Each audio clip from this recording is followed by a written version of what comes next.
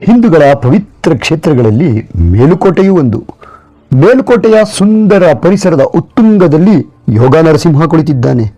ಈ ಯೋಗ ನರಸಿಂಹನ ದರ್ಶನಕ್ಕೆ ಬೆಟ್ಟ ಏರುವ ಜನ ಪ್ಯಾಕೇಜ್ ನೀರುಗಳನ್ನು ಕುಡಿದು ಖಾಲಿ ಬಾಟಲ್ಗಳನ್ನು ಬೆಟ್ಟದ ಸುತ್ತ ಬಿಸಾಡುತ್ತಾ ಪ್ರಕೃತಿಯನ್ನು ಹಾಳುಗೆಡವಿದ್ದಾರೆ.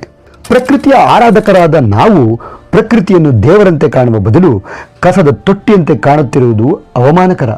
ಈ ಸಮಸ್ಯೆ ಕಂಡ ಯುವ ಬ್ರಿಗೇಡ್ ಸ್ವಚ್ಛತಾ ಅಭಿಯಾನ ಮಾಡಿ ಜಾಗೃತಿ ಮೂಡಿಸುವ ಕೆಲಸಕ್ಕೆ ಮುಂದಾಯಿತು.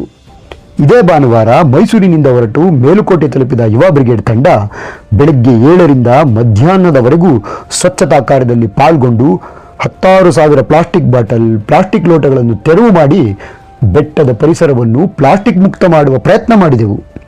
ನೀರಿನ ಬಾಟಲ್ ಹಾಗೂ ಪ್ಲಾಸ್ಟಿಕ್ ಲೋಟಗಳಲ್ಲಿ ಪಾನೀಯಗಳನ್ನು ಮಾರುವ ವ್ಯಾಪಾರಿಗಳಿಗೆ ಸಿಂಗಲ್ ಯೂಸ್ ಪ್ಲಾಸ್ಟಿಕ್ ಬಳಸಬೇಡಿ, ಡಸ್ಟ್ಬಿನ್ಗಳನ್ನು ಇಟ್ಟು ಅಲ್ಲೇ ಪ್ಲಾಸ್ಟಿಕ್ ಬಾಟಲ್ಗಳನ್ನು ಹಾಕುವಂತೆ ಗ್ರಾಹಕರಿಗೆ ಸೂಚಿಸಿ ಎಂದು ವ್ಯಾಪಾರಿಗಳಿಗೆ ಅರಿವು ಮೂಡಿಸುವ ಪ್ರಯತ್ನ ಮಾಡಿ ಸಂಗ್ರಹಿಸಿದ ಎಲ್ಲ ಪ್ಲಾಸ್ಟಿಕ್ ತ್ಯಾಜ್ಯದ ರಾಶಿಯನ್ನು ಪಂಚಾಯಿತಿ ವಾಹನಗಳಿಗೆ ತುಂಬಿ ಕೇವಲ ವಾಟರ್ ಬಾಟ್ಲುಗಳೇ ಇಷ್ಟು ಬೀಳಲು ಕಾರಣ ಏನು ಎಂದು ಹುಡುಕ ಹೊರಟ ನಮ್ಮ ಗಮನಕ್ಕೆ ಬಂದದ್ದು, ಈ ಬೆಟ್ಟ ಏರುವ ಭಕ್ತರಿಗೆ ಕುಡಿಯುವ ನೀರಿನ ವ್ಯವಸ್ಥೆಯೇ ಇಲ್ಲ.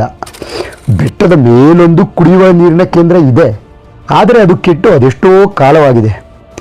ಸ್ವಚ್ಛತೆ ಜಾಗೃತಿ ತಾತ್ಕಾಲಿಕ ಪ್ರಯತ್ನಗಳಷ್ಟೇ. ನಮ್ಮ ಕೈಲಾಗುವುದು ಇಷ್ಟೇ.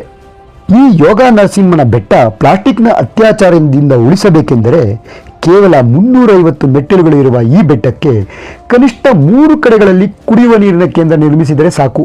ಪ್ಲಾಸ್ಟಿಕ್ ಬಾಟಲ್ ಕೊಂಡೋಗುವುದಕ್ಕೆ ಕಡಿವಾಣ ಹಾಕಬಹುದು. ಆಡಳಿತ ವರ್ಗವೋ, ದಾನಿಗಳೋ, CSRಗಳೋ ಈ ಕೆಲಸವನ್ನು ಕೈಗೆತ್ತಿಕೊಂಡಲ್ಲಿ ಶಾಶ್ವತವಾದ ಪರಿಹಾರ ನಿಮ್ಮಿಂದಾಗುತ್ತದೆ. ಪ್ರಕೃತಿ ನಮ್ಮ ಜವಾಬ್ದಾರಿ. ಪವಿತ್ರ ಕ್ಷೇತ್ರಗಳನ್ನು ಕಾಪಾಡುವುದು ನಮ್ಮ ಕರ್ತವ್ಯ.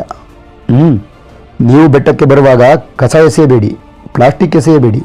ಸ್ವಚ್ಛ ಭಾರತ, ಸ್ವಚ್ಛ ಪ್ರಕೃತಿ.